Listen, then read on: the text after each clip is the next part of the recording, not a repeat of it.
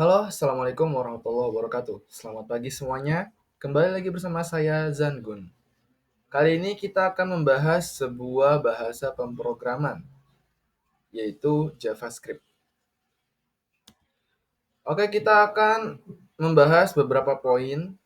Yang pertama, pengenalan apa itu JavaScript, kemudian dasar-dasarnya, popularitasnya, IDE-nya, project JavaScript pertamaku, kemudian kita akan membuat sebuah contoh project skala kecil. Nanti kita akan membuat sebuah program menghitung luas atau keliling segitiga. Atau bisa kita nanti mencoba lingkaran, trapesium, atau bangun ruang, tabung, dan lain-lain. Oke, kita langsung masuk ke poin pertama. Oh ya, sebelum itu di sini kita tidak akan ngoding terlebih dahulu karena kita hanya akan membahas poin-poin pentingnya, penjelasan-penjelasan dasarnya. Kemudian nanti kita akan ngoding di poin kelima, project JavaScript pertamaku untuk mengimplementasikan materi-materi yang akan kita bahas di 4 poin ini. Oke, kita masuk ke poin pertama. Apa itu JavaScript? Di sini sudah saya tulis, JavaScript adalah bahasa pemrograman tingkat tinggi yang digunakan untuk mengembangkan interaksi dinamis pada halaman web. Artinya JavaScript ini ialah sebuah bahasa yang membuat sebuah halaman website itu menjadi lebih hidup, menjadi lebih interaktif. Mungkin ada animasinya dan lain-lain. Kemudian bahasa scripting yang dieksekusi di sisi klien. Artinya kode JavaScript dijalankan oleh peramban web di komputer pengguna. Nanti kita akan ngoding, terus kita akan tampilkan di web perambanan kita masing-masing. Kalau saya pakai Google Chrome. Kemudian pengembang dapat membuat efek, manipulasi elemen, validasi data, dan banyak lagi di halaman web. Nah, itu salah satu dari manfaat penggunaan JavaScript. Oh ya, di sini di poin pertama, JavaScript adalah bahasa pemrograman tingkat tinggi. Nah, maksudnya apa? Maksudnya ini bukan berarti JavaScript itu susah, bukan. Tapi yang maksud pemrograman tingkat tinggi, ia adalah versi bahasanya. Jadi kalau di dunia pemrograman ada tingkatan dari mulai bahasa tingkat rendah, medium, kemudian tinggi. Semakin tinggi bahasa pemrograman, maka akan semakin dipahami oleh manusia. Itu. Misalkan nih, bahasa pemrograman tingkat paling rendah itu binary digit. Kalau nggak salah ingat ya. Jadi angka 0 dan 1 itu bahasa mesin. Kemudian misalkan bahasa pemrograman tingkat menengah seperti C++, C Crash, dan teman-temannya. Kemudian JavaScript ini adalah pemrograman tingkat tinggi yang artinya bahasanya lebih manusiawi daripada bahasa pemrograman yang lain. Kita lanjut ke poin selanjutnya. Dasar-dasar JavaScript. Nah, di sini ada variabel dan konstanta, tipe data, operator, output. Nah, mungkin bagi kalian yang sudah pernah belajar matematika dan pastinya pernah, terutama di masa-masa SMA, kalian akan sering menemui variabel-variabel. Mungkin pas kita lagi menghitung sebuah apa garis pada eh, apa namanya ya? Bisa mungkin ketika kita sedang melakukan aritmatika, terus geometri, terus semacam persamaan linear. Nah, itu nanti kita pasti sering memakai variabel x, y, z. Ya, kalau kata orang mah matematika gampang sampai ketemu x, y, z. Nah, x, y, z ya. Itu adalah salah satu contoh variabel. Kemudian konstanta. Konstanta itu semacam pengertian dasarnya. Kalau di matematika ya, itu semacam satuan yang tetap. Jadi misalkan nih, konstanta Big Bang itu kalau nggak salah di fisika akar 2 akar aduh saya lupa akar 2GH per lupa di konstanta misalkan konstanta apa ya konstanta Gravitasi mungkin konstanta ya, tetap 9,8 meter per second kuadrat. Dan begitulah. Kemudian di sini ada tipe data, artinya data-data yang kita masukkan nanti di JavaScript ada berbagai macam jenisnya. Baik ada yang angka, ada yang desimal, ada yang karakter, dan lain-lain. Kemudian ini operator. Operator ini sering kita dengar ya di matematika, seperti tambah, bagi, tambah, kurang, kali, bagi. Atau nanti kalau matematika tingkat lanjut ada seperti sigma. Sigma operator apa ya? Bukan ya? Lupa saya. Kemudian di sini ada output, artinya seluruh yang kita tulis di JavaScript akan kita tampilkan di halaman web. Oke, kita masuk ke poin pembahasan yang ketiga. Tapi sebelum itu kita uraikan dulu ini poin-poin subbabnya ini. Variabel dan konstanta, tipe data, operator, kemudian output. Variabel dan konstanta. Nah, di sini ada penjelasan variabel, sifatnya berubah seperti X, Y, Z. Ya, kita sering nemuin di persamaan linear. Ketika X sama dengan sekian, Y sekian, Z-nya berapa? Nah, begitu-begitu. Atau lagi melakukan sebuah rumusan aritmetik, masih ada yang ingat aritmatika nggak? UN sama dengan A ditambah N dikurang 1 dikali B. Nah, itu A di sini atau N itu variabel. Kemudian ini konstanta, sifatnya tetap seperti konstanta Big Bang, ya itu yang sering saya temui ketika membuka buku fisika. Kemudian gravitasi dan lain-lain. Jadi variabel dan konstanta ini sama, menyimpan data, tapi sifatnya berbeda. Kalau variabel itu berubah, kalau konstanta itu tetap. Bagaimana nanti penjelasannya nanti kita buat di poin pembahasan yang kelima. Oke, kita lanjut. Tipe data. Nah, tipe data ini tadi yang saya jelaskan. Di sini ada integer, float, double, string, char, boolean, dan array. Di sini integer berarti berisi data angka atau nomor. Float berarti angka desimal. Desimal ya, 0, sekian. Kalau double ini angka juga, cuman lebih besar. Kemudian ada string. String itu karakter. Bukan karakter, huruf dan angka. Nanti bisa kita pakai tanda petik kalau string ya. Kemudian char. Char ini huruf namun cuma satu karakter. Nah, di sini saya masih kurang paham cuma satu karakter itu maksudnya apa. Kemudian di sini ada boolean. Boolean di sini berisi true dan false, benar atau salah. Ya, jadi isi boolean itu cuma true dan false. Kemudian di sini ada array, menyimpan banyak data dan setiap data memiliki alamat data. Nah, nanti kita coba implementasikan di poin pembahasan yang kelima. Lanjut. Operator. Nah, ini operator. Aritmatika dan logika. Ya, aritmatika kita sering lihat plus, minus, kali, bagi, persen. Di sini ada logika. Nanti kita akan coba implementasikan. Ini and or not. Ya, nanti kita coba implementasikan. Kemudian lanjut. Output. Nah, udah tuh JavaScript-nya kita tulis, kita coding. Sekarang kita tampilkan. Di sini ada 3 jenis. Yang pertama console log. Console log ini berarti menampilkan JavaScript di halaman konsol. Artinya kita harus menginspect halaman tersebut. Kemudian kita beralih ke console log-nya nanti. Nanti kita bahas sekalian. Kemudian ada alert. Kalian tahu alert nggak? Itu semacam tanda peringatan. Biasanya itu muncul di jendela atas sebuah website. Misalkan website ini ingin mengirimi Anda notifikasi. Nanti ada pilihan allow atau block. Nah, itu alert masuknya. Kemudian di sini ada document write. Kalau di C++ ini document write itu println, atau kalau di teman-temannya ya sama. Kalau di HTML document write ini seperti seperti H1 dan lain-lain. Artinya menampilkan output di halaman utama. Oke, lanjut. Sekarang kita akan membahas IDE JavaScript. Nah, di sini tertulis IDE adalah Integrated Development Environment.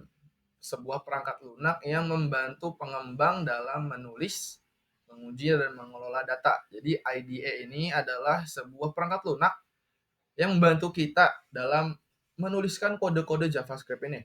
Nah, di sini ada beberapa ide populer untuk JavaScript, yaitu yang biasa kita gunakan Visual Studio Code, atau yang ini udah lama Sublime Text, dan WebStorm ini saya nggak pernah nyoba. Saya soalnya seringnya pakai Visual Studio Code. Oke, lanjut. Kemudian kita akan membuat JavaScript pertamaku. Nah, teman-teman, mungkin sudah tidak sabar lagi membuat codingnya. Oke, lanjut. Kita beralih ke Visual Studio Code. Oke, di sini kita sudah masuk ke halaman Visual Studio Code. Di sini masih kosong ya. Kemudian saya akan membuat sebuah file baru. Kita berikan saja JavaScript .html. Kita akan membuat JavaScript di file HTML. Oke, kita simpan sidebar-nya. Kemudian kita bikin dasar HTML seperti biasa. Kita ubah dulu title-nya. Belajar JavaScript pemula. Ya. Kemudian kita masuk ke body, kita tuliskan script.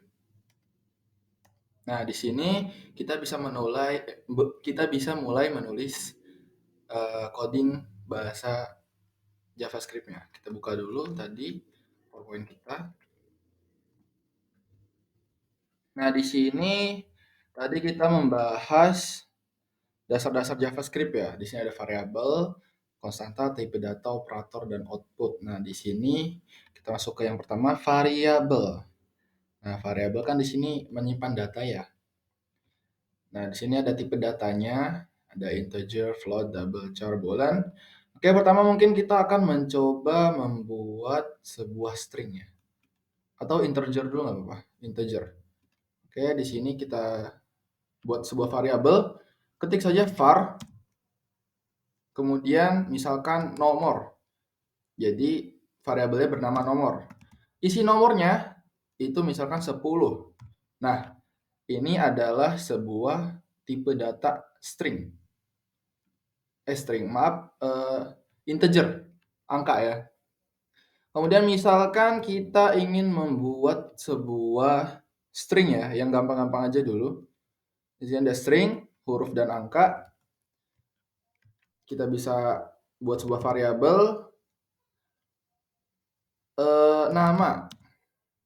Variabel bernama nama, kemudian kita tulis di dalamnya misalkan nama kita masing-masing. Di sini saya menulis Zangun ya. Nah, oke, jangan lupa dikasih titik koma. Kemudian kita akan mendeklarasikan lagi sebuah variabel. Di sini kita mencoba menyimpan boolean ya, true and false. Di sini misalkan status true. Nah, seperti itu. Ini kita telah membuat variabelnya. Nah, kemudian di sini, oh ya, satu lagi deh, array. Menyimpan banyak data ya. Kita coba deklarasikan di sini, var, misalkan nilai ya. Kita tulis seperti ini, 1, 2, 3. Nah, ini adalah array, sebuah variabel atau tipe data yang menyimpan banyak data di dalamnya. Nah, kemudian setelah kita mendeklarasikan variabel, ini nanti operator kita bahas ya. Sekalian membuat project akhir. Di sini kita akan membuat sebuah output. Nah, output ini adalah cara menampilkan JavaScript yang telah kita deklarasikan. Variabel yang telah kita deklarasikan. Nah, di sini kita split dulu layarnya. Kita buka, kita go live dulu ya, biar keluar outputnya gimana. Kemudian kita perbesar sedikit. Maaf. Sesuaikan aja. Nah, di sini kita akan mencoba memakai console log ya, console log. Nah, console log berarti kita akan menampilkan output di halaman konsol ya. Kita inspect dulu, kita masuk ke konsolnya. Nah, di sini. Nah, sekarang kita tulis di sini console log. Kalau di VS Code kita tulis saja log. Enter. Nanti sudah ada console log. Nah, sekarang kita mau menampilkan apa? Kita panggil saja variabelnya. Misalkan nomor. Nah, nomor di sini kan nilainya 10 ya. Nah, kita tampilkan variabel nomor ini menggunakan console log. Nah, di sini ada sebuah nilai dari yang tadi itu. 10 variabel yang kita deklarasikan. Misalkan kita mau nampilin lagi console log. Maaf, log aja. Misalkan kita mau nampilkan nama. Nah, sudah ya, tampil ya. Zangun. Nah, berarti di sini console log kita telah berhasil.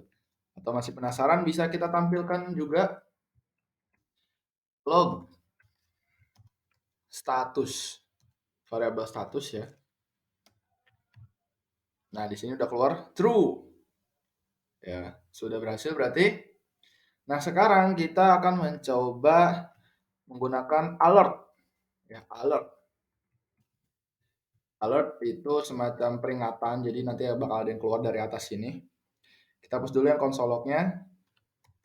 Atau boleh kita komentar aja. Alert. Nah, sekarang ya muncul begini. Kita panggil variabelnya, misalkan nama. Sini kita refresh ulang. Nah, udah keluar ya, Zangun. Di alert.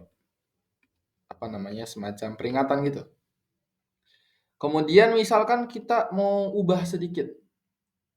Di sini kita berikan sebuah string, sebuah huruf, karakter gitu kan. Halo, halo. Selamat datang. Kita kasih spasi dikit. Habis itu kita berikan tanda plus. Ini aritmetik ya. Kemudian kita berikan nama variabel berarti yang tadi. Nah, di sini akan keluar halo, selamat datang Zangun. Nah, itu fungsi dari alert. Menampilkan sebuah tanda peringatan seperti ini. Kemudian kalau misalkan kita mengubah lagi menjadi nomor. Kita refresh ulang. Nah, 10 ya. Berarti di sini alert kita telah berhasil, teman-teman. Nah, oke. Sekarang kita akan mencoba yang ketiga. Ini kita komentar aja. Yang ketiga di sini outputnya document write. Nah, document write itu menampilkan output di halaman utama sebuah website. Langsung aja coba di sini. Dokumen titik write. Kita kasih tanda kurung. Kita panggil variabel nomor. Jangan lupa dikasih tanda titik koma. Keluar ya. 10. Atau misalkan lagi kita panggil, kita copy aja yang tadi. Kita panggil lagi variabelnya nama. Nah, udah keluar ya. 10 Zangun. Nah, gitu. Biar rapi. Ini dihapus aja, nggak usah. Zangun ya. Jadi dokumen write itu sebuah output atau perintah yang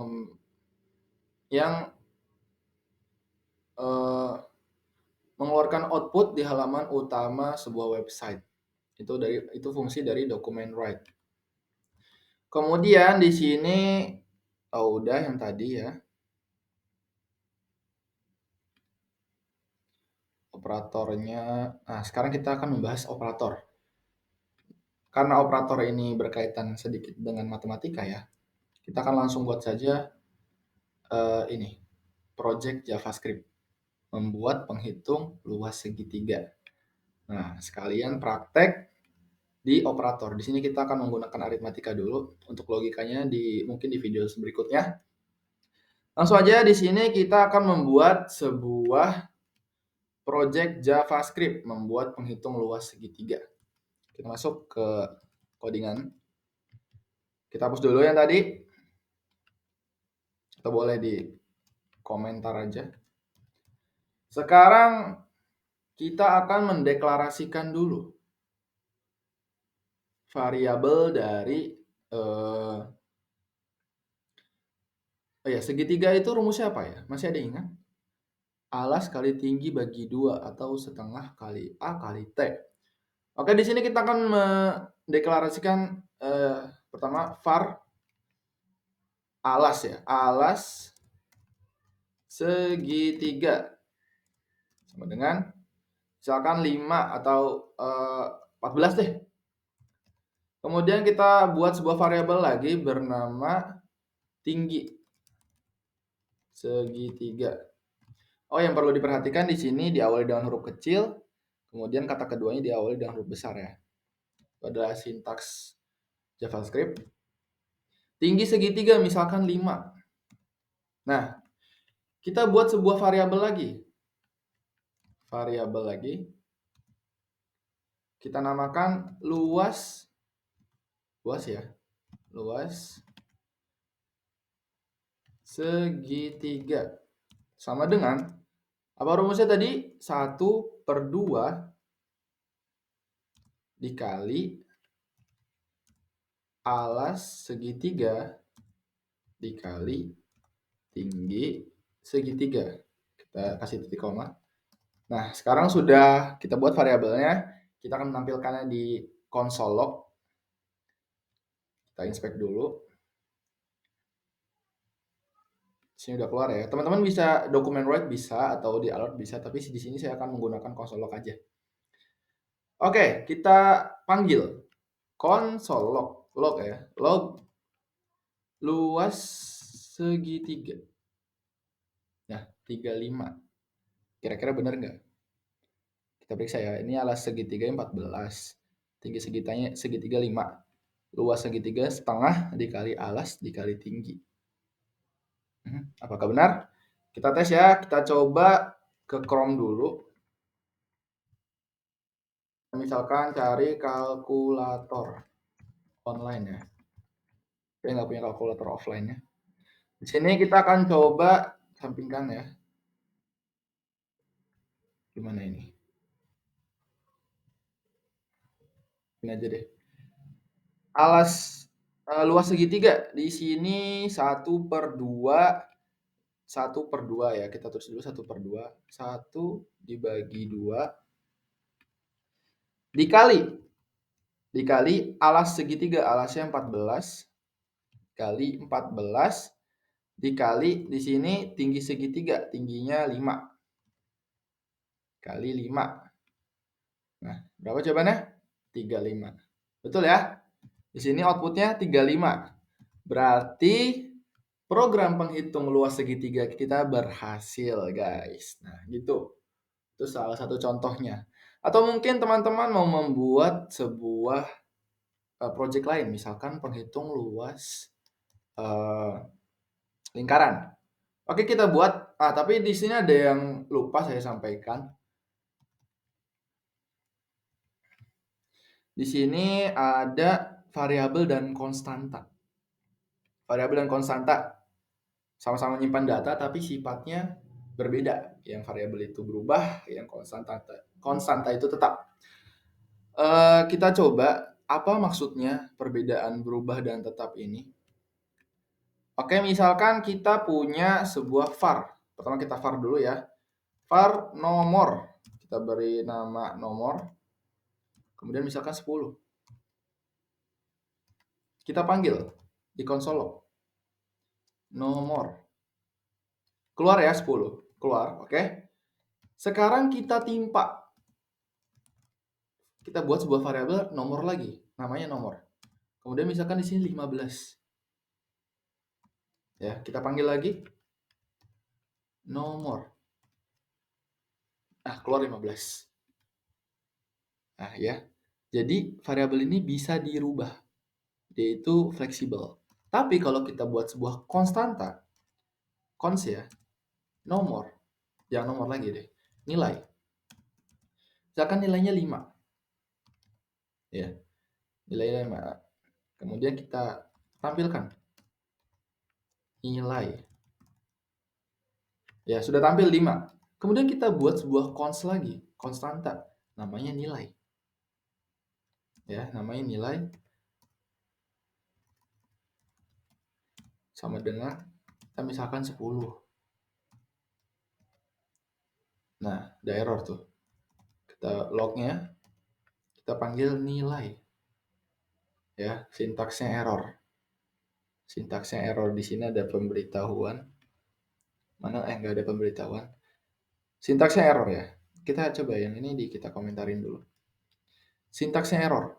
Kalau ada dua konstanta dengan nama yang sama. Jadi kalau misalkan ini kita buat komentar, nah dia keluar. Tapi kalau kita balikan lagi, nah dia error.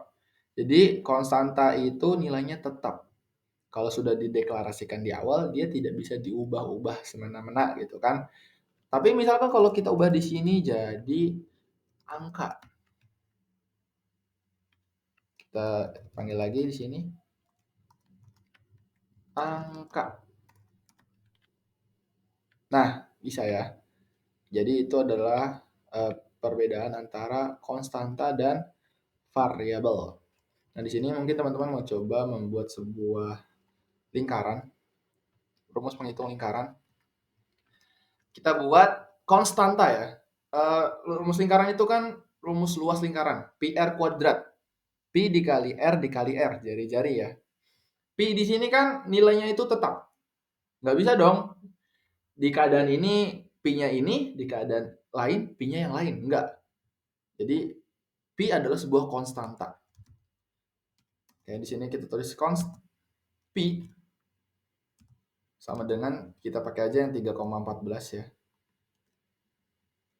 Oh maaf, ini pakai titik. 3,14. Kan pi itu ada 2 ya, ada 3,14 atau 22/7. Kemudian kita var. Var jari-jari. Jari-jari. Bikin aja deh, kecil aja. Jari-jari. Misalkan jari-jari lingkarannya 8. Ya. Kemudian kita buat variabel lagi. Var luas lingkaran. Nah, sama dengan pi dikali, nah ini aritmetik yang tadi kita bahas di sebelah sini, aritmetik ya, penggunaan tanda matematika. Pi dikali jari-jari dikali jari-jari. Tutup. Berapa hasilnya? Kita coba tampilkan di konsol log. Kita panggil luas. Oh maaf, di sini penulisannya harusnya L kecil. Kita panggil di sini luas lingkaran. Keluar ya, 200,96. Nah, kita coba ya, kita coba di kalkulator. Ini kita bersihkan dulu. 3,14 dikali, tadi berapa jari-jarinya? 8 dikali 8 sama dengan, nah 200,96. Berarti betul ya. Nah, mungkin segitu dulu penjelasan dari saya berkaitan dengan dasar dari JavaScript. Semoga teman-teman bisa paham apa yang saya jelaskan ini walaupun agak sedikit cepat. Dan jika ada yang ingin ditanyakan atau ada yang salah, bisa teman-teman tulis di kolom komentar di bawah. Semoga video ini bermanfaat dan sampai jumpa di video selanjutnya.